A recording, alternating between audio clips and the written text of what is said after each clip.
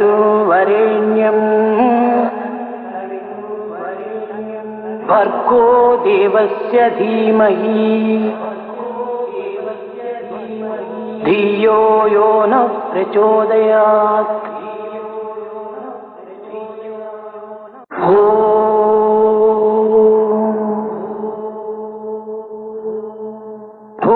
भूर्भुवस्सुवः तत्सवितुर्वरेण्यं भर्गो देवस्य धीमहि धियो यो नः प्रचोदयात्।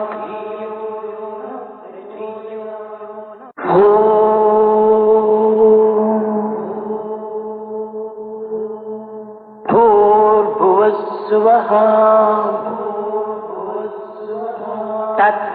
तत्सवितुर्वरेण्यं भर्गो देवस्य धीमहि धियो यो नः प्रचोदयात्।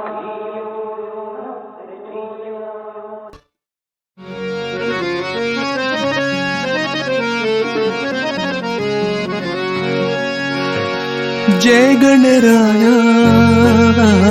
श्री गणराय, जय गणराय श्री गणराय, जय गणराय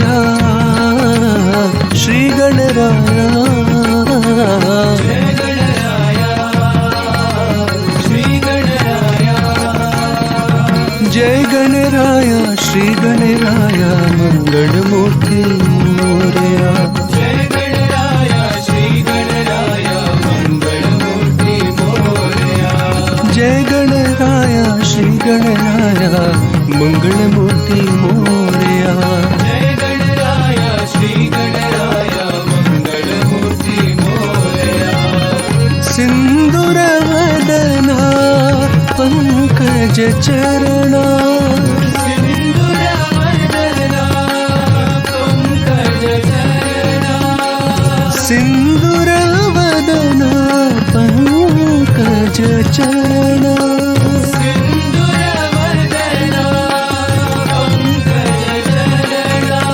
सिंदूर वदना पंकज चरणा मंगलमूर्ति मोरया, सिंदूर वदना पंकज चरणा मंगलमूर्ति मोरया, सिंदूर वदना पंकज चरणा मंगलमूर्ति मोरया, सिंदूर वदना पंकज चरणा मंगलमूर्ति मोरया। सिद्धि विनायक मंगलदाता, सिद्धि विनायक मंगलदाता, सिद्धि विनायक मंगलदाता,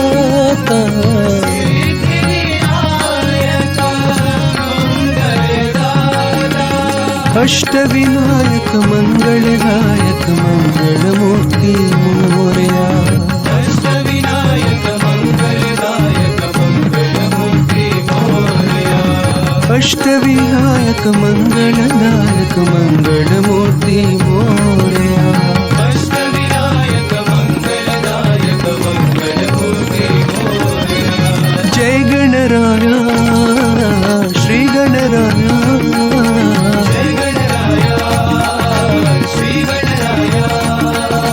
जय गणराय श्री गणराय मंगलमूर्ति मोरया, जय गणराय श्री गणराय मंगलमूर्ति मोरया।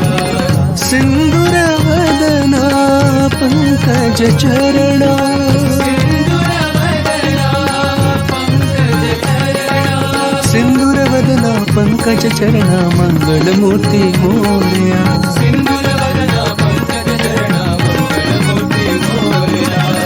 सिद्धि विनायक मंगलदाता,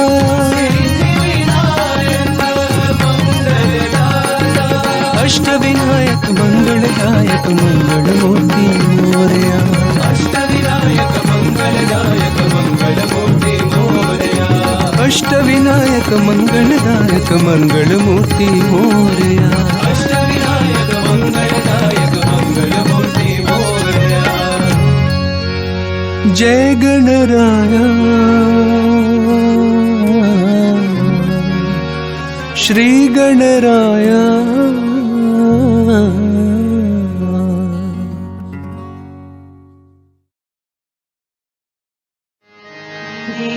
दीनानाथ साई गुरुनाथ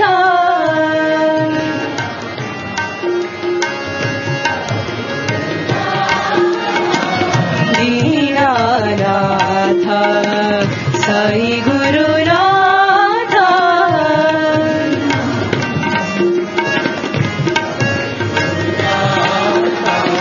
प्रेम स्वरूपा शांति प्रदाता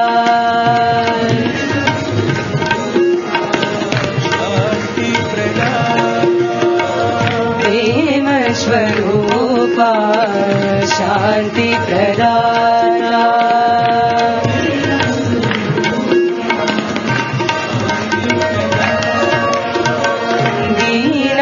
दीनानाथ साई गुरुनाथ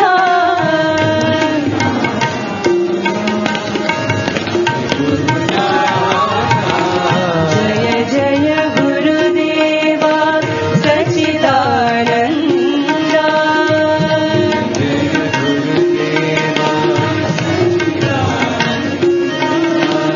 जय जय गुरुदेवा सच्चिदानंद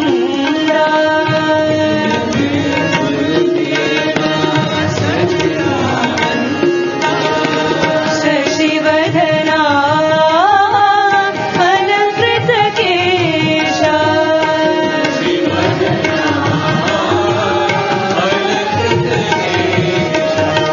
शशिवदना अलंकृत केशा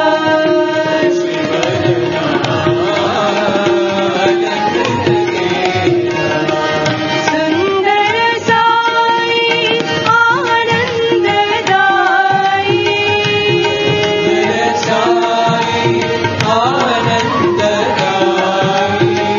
सुंदर साई आनंददाई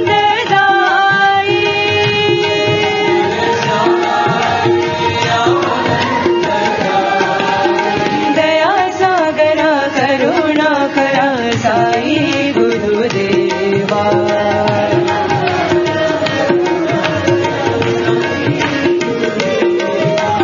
दया सागरा करुणा करा साई गुरुदेवा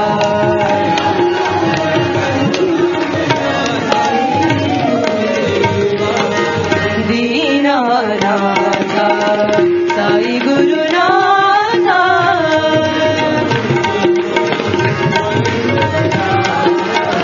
प्रेम स्वरूपा शांति प्रदाता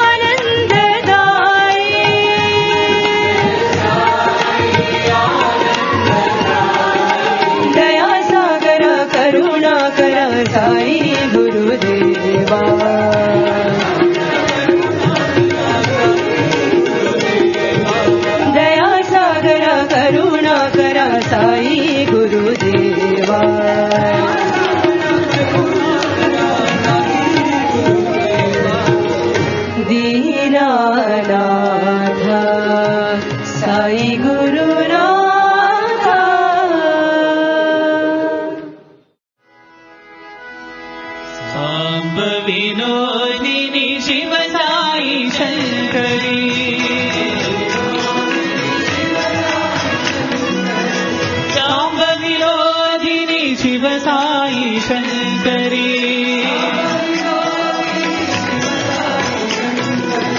ताप विरोधिनी शिव साई शंकरी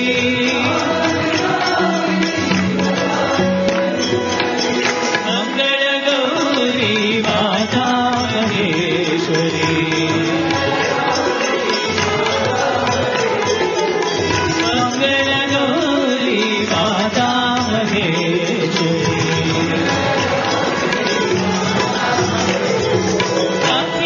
अखिलांडेश्वरी राजराजेश्वरी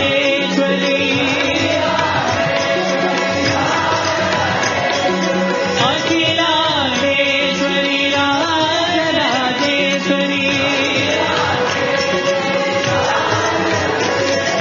दया सागरी परम कृपागरी दया सागरी परम कृपागरी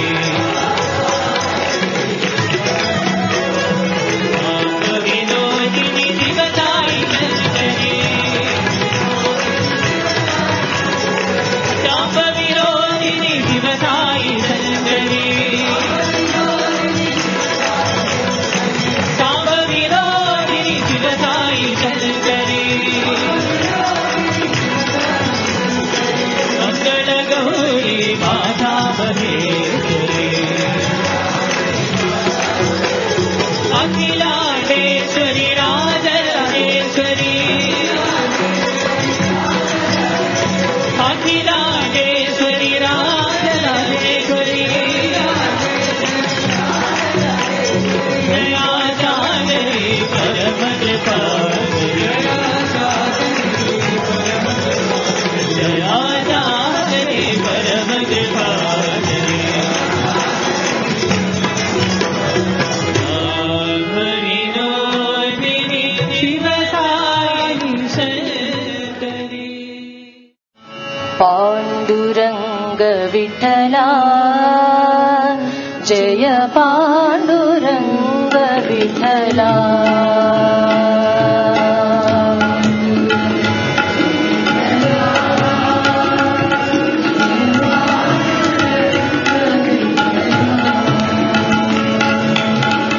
पाण्डुरङ्ग विठला जय पाण्डुरङ्ग विठला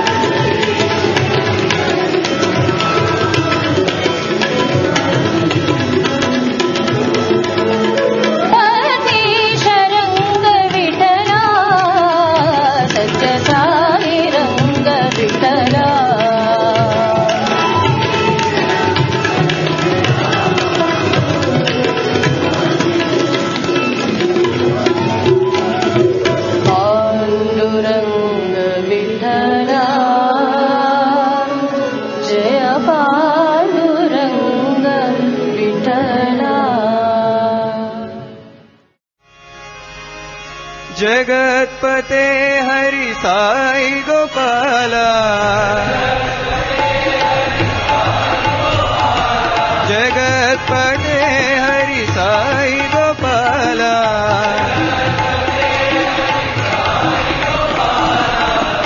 जगदोद्धारा साई नंदलाला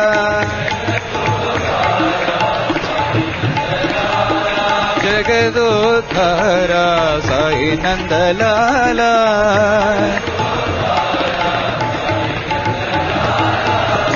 मधुराधिपते कृष्ण गोपाला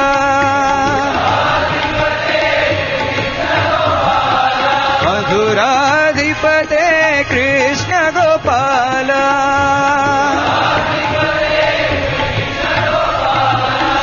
मधुर मधुर हे गान विलोला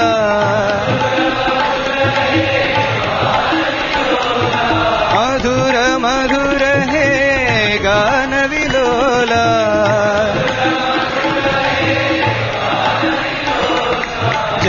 जगदोद्धारा साई नंदलाला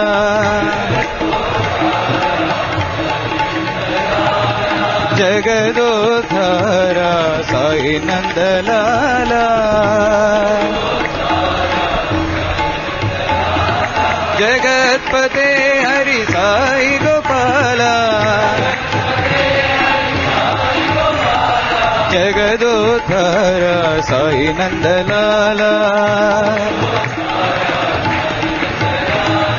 मधुराधिपते कृष्ण गोपाला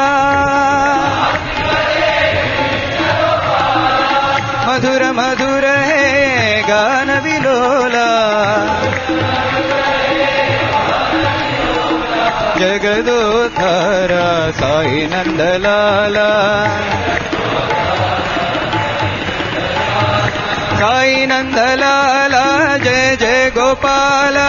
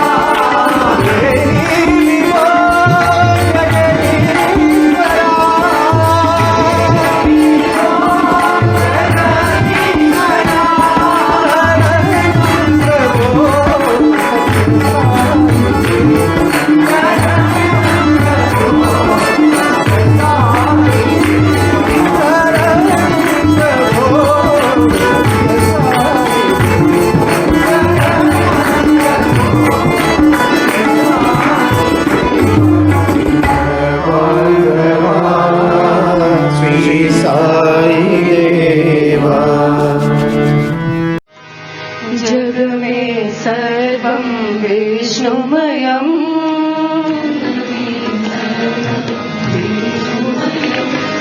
जग में सर्वं विष्णुमयम्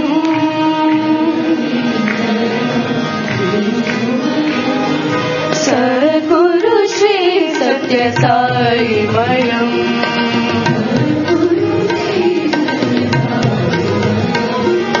सद्गुरु श्री सत्य साईमयम्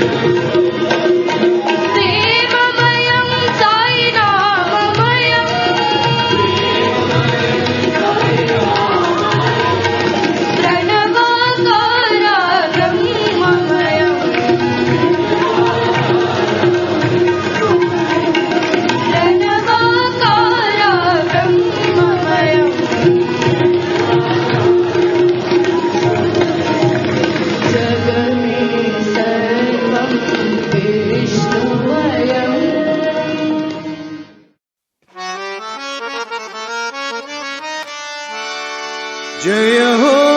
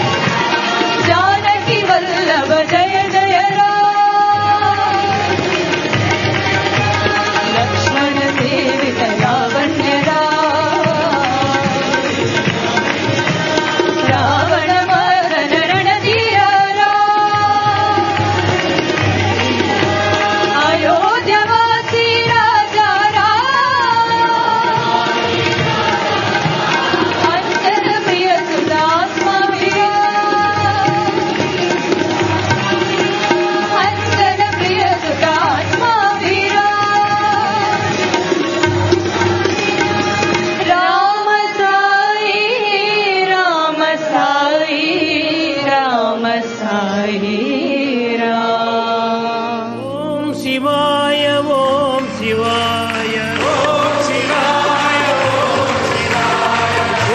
Shivaya. Om Shivaya. Om Shivaya. Shambho Shankara. Om Shivaya. Shambho Shankara. Om Shivaya. Shambho Shankara. Om Shivaya. Shambho Shankara. Om Shivaya. Om Shivaya. Om Shivaya. Om Shivaya. Om Shivaya. Shambho Shankara. Om Shivaya. Shambho Shankara. Om Shivaya. Shambho Shankara. Om Shivaya. Shambho Shankara. Om Shivaya. Shambho Shankara. Om Shivaya. Shambho Shankara. Om Shivaya. Om Shivaya. Om Shivaya. Om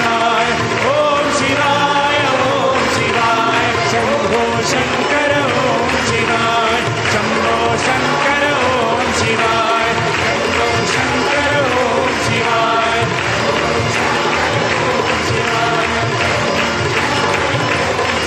Om Shivaya. Om Shivaya. Om Shivaya. Om Shivaya. Shambho Shankara. Om Shivaya.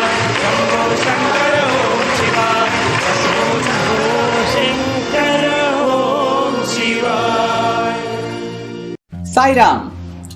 To show who is a true devotee, Bhagwan Sri Satya Sai Baba would often narrate a Chinna Katha, a small story.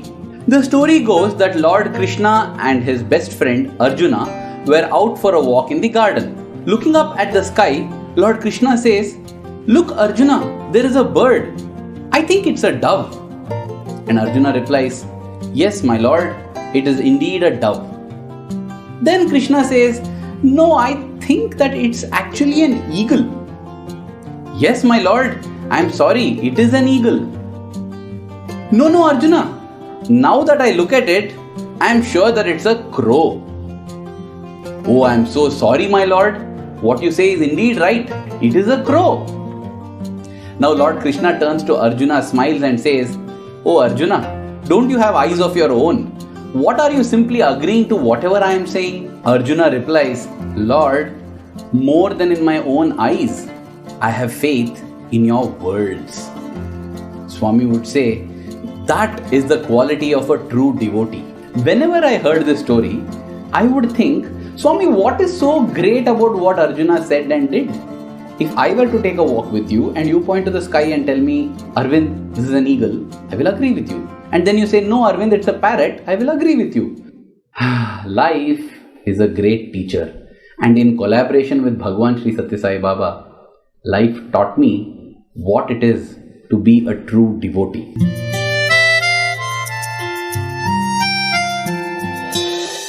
Let me take you back to the year 2006 to Bhagwan's residence at Bangalore, Trai Vrindavan. A Trai session was in progress. A Trai session is an intimate, interactive interview between Bhagwan and his students and teachers. Swami came to this story of Krishna and Arjuna. However, that day there was to be a twist in the tale. Swami said that Krishna looked up at the sky and said, "Arjuna, look, there is a bird. I think it's a lion." I froze. "Swami, a lion? You vary the birds. Eagle, peacock, crow, dove. That's all right, but a lion? A lion doesn't fly." But Swami simply continued with the story. And he said, Arjuna said, "Yes, my lord, it's a lion." And then Krishna looked at the sky and said, "No, Arjuna, I think it's a horse." Now I was feeling very uncomfortable. How can you make a lion and a horse fly? Stick to the birds, Swami, stick to the birds. Swami smiled and then he said that Krishna told Arjuna, "No, Arjuna, I think it's an eagle." And he returned to the birds. I was relieved. The story was over, the discourse got over, the Trai session was complete, and we all returned back to the hostel. It was only much later that it struck me how conditional my faith is. I am ready to accept whatever Swami says as long as he sticks to the birds. Being a theoretical or a platform devotee is easy, but being a practical devotee requires us to have faith in His words all the time. And I decided that the next time I get this opportunity, let Swami tell even a dragon or a dinosaur is flying in the sky, I will nod and agree, because I have learnt my lesson.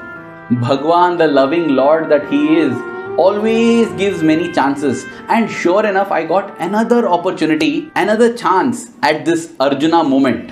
This next episode happened in the year 2009 when we got the opportunity to accompany Swami to Hadshi, where he inaugurated the Panduranga Kshetra.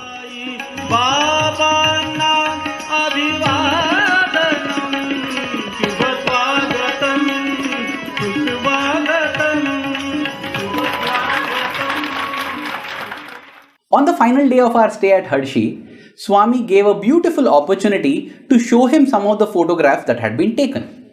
Thus, all of us students were seated around him and we were viewing the photographs on a large TV screen. I was simply lost in the joy and bliss of that occasion of interaction with Bhagwan. In the slideshow, one photo came up, a beautiful photograph of the orange rising sun behind Swami's Hadshi Mandir. When that photo came up, Swami exclaimed, "The moon is so beautiful." Immediately I corrected him, "No Swami, this is sunrise. It is the morning sun." Swami then said, "No, it is all dark all around. It is the moon." I didn't give up. I said, "See Swami, it is orange. It is the sun." On one hand we sing, चांद और सूरज तुमने बनाए. "Oh Lord, you made the sun and the moon." And here I was telling the Creator that this is not what you're thinking. The right answer is that it is the sun. Swami looked at me and said, "Okay, if you say so." Once again, it was only years later that it entered my thick skull that I had messed up another Arjuna moment. I had been so prepared for dragons and dinosaurs flying in the sky that when the circumstances, situation and the story changed, I was once again found wanting. I think of myself as a Sai devotee, but today I realize that it is not up to me to proclaim that I am a devotee. In this context, Swami would narrate a Chinna Katha, a small story about how Narada, the celestial wandering sage, goes to Lord Narayana and asks, "Lord, who is your greatest devotee?" He is sure that the Lord will crown him as the crest jewel, the greatest among all his devotees. But to his shock, Lord Narayana says that there is a farmer on earth who is his greatest devotee. Narada is intrigued, and so he visits this farmer to see what is it that he is doing that makes him the greatest devotee of the Lord. Now, as soon as this farmer wakes up in the morning, he thinks of the Lord and prays to him. But after that, he is totally lost in his worldly mundane activities.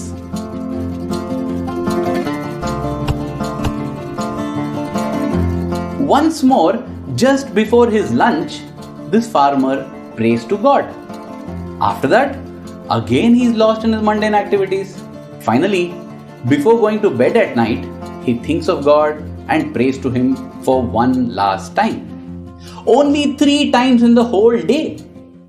Narada wonders, how could a person like this be the greatest devotee of God? He goes back to Lord Narayana to lodge a protest along with his reports and findings.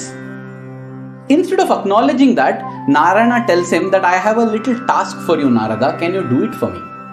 Narada agrees. Giving him a small pot of oil, Lord Narayana says, "Narada, this vessel is to the brim with oil. Can you please go around the 3 worlds for my sake without dropping even a single drop of this oil?" Narada agrees, and he sets out on this task set by the Lord himself. He successfully completes it, comes back to the Lord and expects appreciation from him. Instead, Narayana asks him, "Tell me, Narada, how many times did you think of me during your journey?" Narada shamefacedly confesses that he did not think of the Lord even once. But then he says, "Lord, I was doing your work. I was carrying the burden of that oil vessel on the top of my head. Isn't that enough?" Smilingly, Narayana says, "Dear Narada, that farmer is carrying far more valuable burdens on his head. of worldly duties and responsibilities. And yet, He is able to think of me 3 times in a day. Isn't He the greatest devotee? The Lord's standards of judging are so different from our own. And that is why, in order to know whether I am a true Sai devotee or not, it is best that I turn to Swami's own words. Swami had actually written a letter in which he had mentioned who a true Sai devotee is.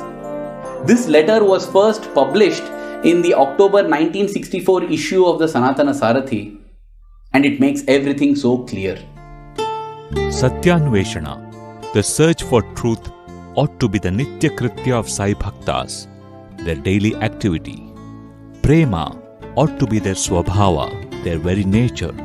Bhava Shuddhi, purity of feeling, is more important for them than Bahya Adambara, external finery. Be convinced that the Vishwa is the Vishweshwara Swarupa itself. Look upon every object as suffused with divinity, as divine itself, for that is the truth. It is not through their words or their songs that persons are judged as Sai Bhaktas. Deeds must be good and correct. That makes the Sai Bhakta. That gives joy to Sai. Give up show, finery and exhibitionism. Let your eyes be as soft and cool as moonlight, heart as soft as butter, words as sweet as honey. These should be the real characteristics of the Sai Bhakta. Sai's reality is Samartha Prema. Sai Drishti is Samanjasa Prema. Those who are saturated with these 2 types of Prema are the true Sai Bhaktas. Instead, if you cavil at others, if you hold forth your own pride, and if you struggle to gather riches, you become exiles from the Lord and stray away from the spiritual path. The Lord does not care for objects. He cares for the subjective wealth of Prema. Sai Bhaktas must have full conviction of this. Let us pray with all love, humility and gratitude that we become true Sai devotees as per Swami's definition. Thank you. Jai Sai Ram.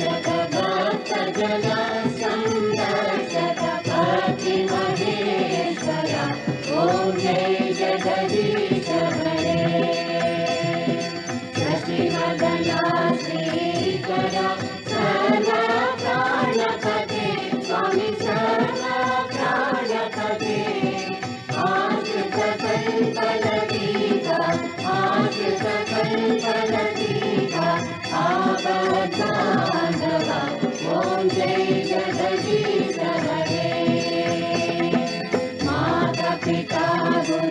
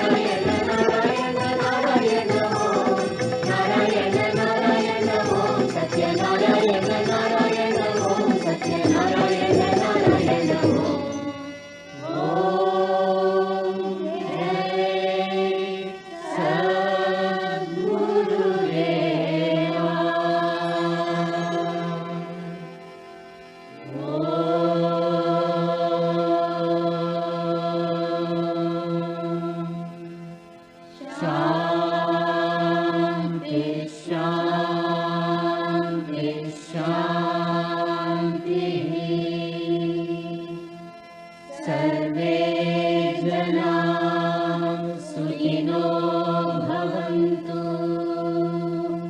जय बोलो भगवान श्री सत्य साई महाराज की